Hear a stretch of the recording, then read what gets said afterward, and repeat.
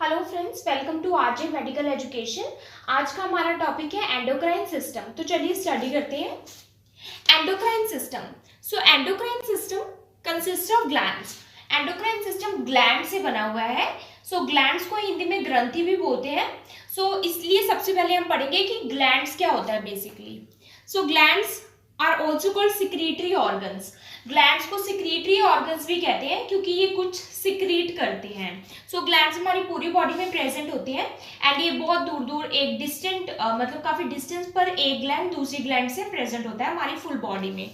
सो secretory organs कहते हैं क्योंकि ये कुछ सिक्रीट करते हैं that produce and secrete chemical substances, और जो ये सिक्रीट करते हैं उनको बोलते हैं केमिकल सब्सटेंसेस। सो केमिकल सब्सटेंसेस कुछ भी हो सकते हैं, हार्मोन्स, एंजाइम्स, कोई भी जूसेस या सिक्रीशंस। देन हमारी बॉडी में टू टाइप्स के ग्लैंड्स प्रेजेंट होते हैं। फर्स्ट है एंडोक्राइन ग्लैंड्स एंड सेकंड है एक्सोक्राइन ग्लैंड्स। सो एंडोक्राइन ग्लैंड्स को हम डक्टलेस ग्लैंड्स भी बोलते हैं। अब इसका एक आप एग्जांपल ले सकते हैं, जैसे एक टैप में अगर मैंने पानी को ऑन किया, सो पानी जो है डायरेक्टली ऐसे ही बह रहा है, टैप ऑन है, तो उसका मतलब हुआ डक्टलेस कि कुछ भी आगे मैंने पाइप या कुछ भी अटैच नहीं किया टैप में। अब एक्सोक्राइन ग्लैंड्स क्या होता है, ये डक्ट्स के थ्रू अपनी सिक्रीशंस को छोड़ते हैं। अब उसी टैप के आगे अगर मैं एक पाइप लगा दूं, सो वो जो पानी है वो पाइप के थ्रू जाएगा। सो एक्सोक्राइन ग्लैंड्स उसी तरह से फंक्शन करती हैं। सो एंडोक्राइन ग्लैंड्स अपने हार्मोन्स डायरेक्टली ब्लड में छोड़ते हैं, कोई भी डक्ट के थ्रू ये नहीं छोड़ते, इसलिए इनको बोलते हैं ductless gland. Directly blood stream में ये अपने हार्मोन्स को सिक्रीट करते हैं। जो एक्सोक्राइन ग्लैंड्स है वो डक्ट्स यूज करते हैं टू सिक्रीट देयर सब्सटेंसेस। अपने सब्सटेंसेस को छोड़ने के लिए कोई पैसेज या डक्ट्स यूज करते हैं, जैसे कि ये अपने सिक्रीशंस को छोड़ते हैं जीआई ट्रैक में, गैस्ट्रोइंटेस्टाइनल ट्रैक में, रेस्पिरेटरी एपिथेलियम में या स्किन में। So there are two types of glands. So अब हम पढ़ेंगे एंडोक्राइन ग्लैंड्स क्या करती हैं। So endocrine glands secrete hormones.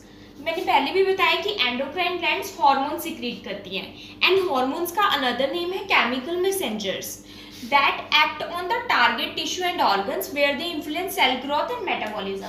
सो ये एंडोक्राइन ग्लैंड्स क्या करती हैं, हार्मोन्स को सिक्रीट करती हैं। अब जो टारगेट टिश्यू है, टारगेट टिश्यू या सेल का वो मतलब है जहां पर कोई एक्शन परफॉर्म होना है। सो ये हार्मोन्स डायरेक्टली उस टारगेट टिश्यू पर जाकर टारगेट करेंगे और उसके साथ बाइंड हो जाएंगे, जहां पर वो सेल ग्रोथ और मेटाबॉलिज्म को इन्फ्लुएंस करते हैं, जैसे कि सेल की ग्रोथ करना या कोई भी एक्शन को वहां जाकर ये परफॉर्म करते हैं। अब ये जैसे एक डायग्राम के थ्रू मैंने ये शो किया है, ये है एक टारगेट सेल। अब टारगेट सेल के ऊपर रिसेप्टर्स प्रेजेंट होते हैं जो इन हार्मोन्स को रिसीव करते हैं। अब ये हार्मोन्स एंडोक्राइन ग्लैंड से सिक्रीट कर दिया, सो जहां पर टारगेट सेल, जहां पर जरूरत है इस हार्मोन की, वहां ये हार्मोन जाके रिसेप्टर के ऊपर बाइंड हो जाएगा और अब ये हार्मोन वहां पर सेल ग्रोथ और मेटाबॉलिज्म को इन्फ्लुएंस करेगा। सो ये हार्मोन्स क्या होते हैं, in response to specific stimulus. सबसे पहले सेल से इनको कोई स्टिमुलस मिलता है तब ये रिलीज होते हैं। Arrive at target tissue, target tissue पर पहुंच जाते हैं, अराइव हो जाते हैं, bind to specific receptor, receptor के साथ बाइंड हो जाते हैं एंड देन वहां पर अपना एक्शन परफॉर्म करते हैं। अब जब तक ये एक्शन कंप्लीट नहीं हो जाता तब तक ये हार्मोन्स का रिलीज होता रहता है, उसको बोलते हैं पॉजिटिव फीडबैक मैकेनिज्म।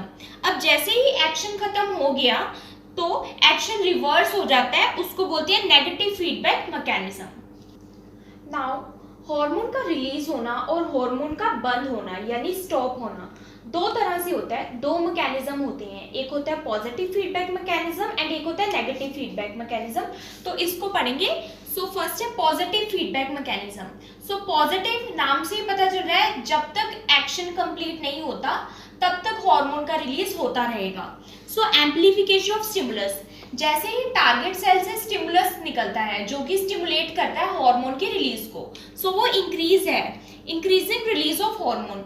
उस स्टिमुलस से हार्मोन का रिलीज इंक्रीज हो जाता है ताकि वो टारगेट सेल पर जाकर एक्शन परफॉर्म कर सके until a particular process is completed. So जब तक एक पर्टिकुलर प्रोसेस कंप्लीट नहीं होता तब तक हार्मोन रिलीज होता रहता है और टारगेट सेल पर जाकर एक्शन परफॉर्म करता रहता है। इसका एक एग्जांपल है लेबर। लेबर के दौरान ऑक्सीटोसिन का रिलीज तब तक होता रहता है जब तक बेबी बाहर डिलीवर नहीं हो जाता, जब तक लेबर कंप्लीट नहीं हो जाती। अब नेगेटिव फीडबैक मैकेनिज्म क्या होता है, इसके बाद क्या होता है, after the completion of process, जब प्रोसेस कंप्लीट हो गया, एक्शन परफॉर्म कर दिया है हार्मोन ने, तब एक्शन रिवर्स, तब जो एक्शन है वो रिवर्स हो जाता है, जो स्टिमुलस है वो इनहिबिट या स्लो हो जाता है, स्लो हो गया इनहिबिट स्टिमुलस एंड कम हो गया और बंद हो गया। उसके बाद क्या होता है कि जो हार्मोन का सिक्रीशन है वो बंद हो जाता है। इसको बोलते हैं नेगेटिव फीडबैक मैकेनिज्म, कि प्रोसेस के कंप्लीट होने के बाद हार्मोन का सिक्रीशन बंद या स्लो हो जाता है, उसको बोलते हैं नेगेटिव फीडबैक मैकेनिज्म। सो ऐसा क्यों होता है? It concern with homeostasis. तो हमारी बॉडी एक होम्योस्टेसिस का लेवल मेंटेन करके रखती है, बॉडी में एक बैलेंस मेंटेन करके रखती है। बहुत ज़्यादा सिक्रीशन के बाद, हार्मोन की बहुत ज़्यादा सिक्रीशन हमेशा ना बनी रहे, इसलिए नेगेटिव फीडबैक मैकेनिज्म हमारी बॉडी में प्रेजेंट है। सो दोनों ही मैकेनिज्म चलते हैं, positive feedback mechanism and negative feedback mechanism simultaneously. Now different endocrine glands in the body. हमारी बॉडी में अलग अलग रीजन्स पर कौन कौन सी एंडोक्राइन ग्लैंड्स पाई जाती हैं। आई होप ये डायग्राम आपको समझ आ जाएगा। सो सबसे फर्स्ट है पाइनियल ग्लैंड। सो पाइनियल ग्लैंड या पीनियल ग्लैंड बहुत ही स्मॉल साइज की होती है। ये थर्ड वेंट्रिकल जो ब्रेन में प्रेजेंट होता है वहां पर उसकी रूफ में प्रेजेंट होती है। So very small in size. Then है pituitary gland. So pituitary gland बहुत इंपॉर्टेंट है, इसको मास्टर ग्लैंड भी कहा जाता है। ये हाइपोफाइजियल फोसा एक रीजन होता है स्फिनॉइड बोन का, वहां पर प्रेजेंट होती है बिलो द हाइपोथैलेमस। सो इसको पिट्यूटरी ग्लैंड को मास्टर ग्लैंड भी बोला जाता है। इसके दो लोब्स होते हैं mainly, anterior pituitary and posterior pituitary, बीच में एक इंटरमीडिएट लोब भी प्रेजेंट होता है। इसको मास्टर ग्लैंड इसलिए बोलते हैं क्योंकि ये काफी सारे अदर ग्लैंड्स की एक्टिविटीज को भी कंट्रोल करती है। Then thyroid gland and parathyroid gland, ये हमारे नेक रीजन में लैरिंग्स के सामने पाया जाता है, parathyroid and thyroid gland. So thyroid gland के भी 2 लोब्स हैं एंड इसकी बैक साइड पर थायराइड ग्लैंड के पीछे 4 पैराथायराइड ग्लैंड्स प्रेजेंट होती हैं।